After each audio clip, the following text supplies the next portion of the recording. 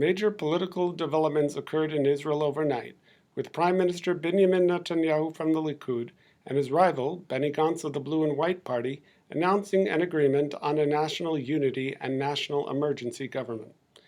The deal effectively puts an end to an unprecedented political impasse which has seen no duly elected government in Israel since December 2018, and an unprecedented 3 inconclusive elections in 11 months.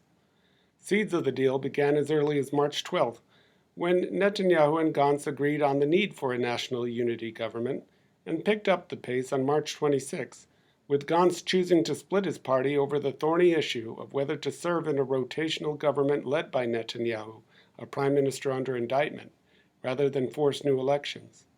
The agreement was further delayed over haggling on final details, including how judicial appointments would be managed. Under the terms of the pact, Netanyahu will serve as prime minister for the first half of the government's 3-year term. Gantz will serve as defense minister and vice prime minister under Netanyahu, and Netanyahu has agreed to serve as vice prime minister under Gantz.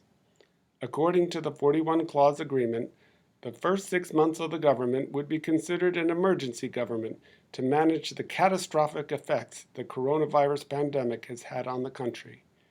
The agreement calls for the appointment of a record 36 ministers, to be evenly spread between Likud, Blue and White, and the respective political allies. Blue and White is expected to be joined in the government by center-left stablemate Labor, while the Likud would bring in the ultra-Orthodox parties Shas and United Torah Judaism, and Gesher party leader Orly Levy Abekassis. The national religious rightist Yemina party is still deciding whether to join Netanyahu's bloc in the government. Meanwhile, Yair Lapid, leader of the secularist Yesh Atid party, which left Blue and White over the national unity talks, is expected to lead the opposition in the Knesset.